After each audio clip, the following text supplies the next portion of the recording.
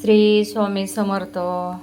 चला आज आपण राजगिरीची भाजी बनवणार आहे. तर हे आपल्या गार्डनमधली आहे. तर हो का आपली इतकी राजगिरीची भाजी निघलेली आहे. तर आता आपण हिला स्वच्छ धुवून घेऊया. आणि इथं पाणी ठेवले थोडं मीठ टाकून. तर आपण त्याच्यामध्ये 2 वाफी काढून घेऊया.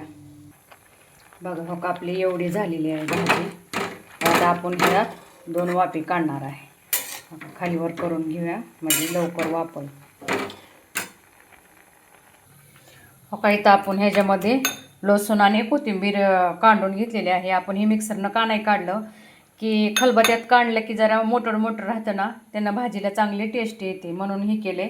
आणि भाजी गरम पाण्यात का उकळून घ्यायची की जर त्यात काय अंडे असतील काय किडे असतील तर ते जातात आणि त्याचा घुरटपणा पण जातो. म्हणून आपण ही भाजी उकळून घेतलेली आहे आणि नंतरच्याला हिला पिळून घेऊन परत फोडणी द्यायची. का तर हिचा घुरटपणा जावं म्हणून आपण गरम पाण्यातून काढून घेतो. आता आपण अशी चाळणीत काढून घेतली का तर हे गरम पाणी आहे ना ह्यातून खाली जावं म्हणून आपण असे चाळणीत हे केलेले आहे. आणि आता आपण इथं कढई ठेवलेले आहे. 2 चमचे तेल टाकून घेऊया. हो का आता आपली भाजी पिळून घेतलेली आहे आणि असं गच्च पिळून घ्यायची मुठीनं दोन्ही हातानं. का तर ह्यातलं पाणी सगळं जाऊन अशी कुरडी कुरडी करायची.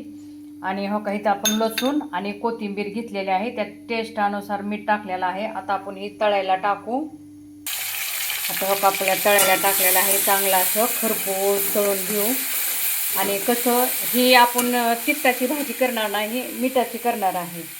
का तर मुलं लय तिखट असल्यावर खात नाही ती आपण. आणि तुम्ही तिखटाची पण बनवू शकता शेंगदाण्याचं कूट हिरवी मिरची ती टाकून. पण मी आता इथं नुसती कोथिंबीर आणि लसूण घेतला आहे. आपल्याला मिठाची बनवायची. आणि भाजीपाला खाल्लेले पौष्टिक असते ना, डोळ्यासाठी चांगलं असते आणि रक्त वाढायला पण ही मदत करते. म्हणून नेहमी भाजीपाला खावावा.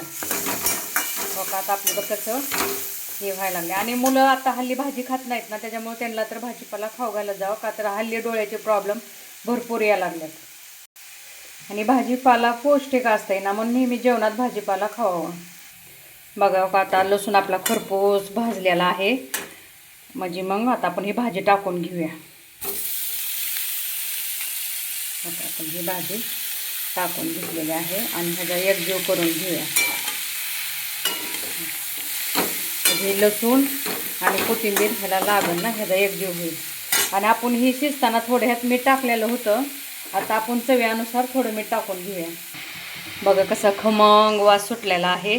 आता आपण ही 5 मिनटं अशीच ठेवूया आणि नंतर हिला उतरून घेऊया. आणि माझ्या मैत्रिणींनो, तुम्हाला माझी राजगिऱ्याची भाजी कशी वाटली मला कमेंट करा, फॉलो करा, सबस्क्राईबर पण करा.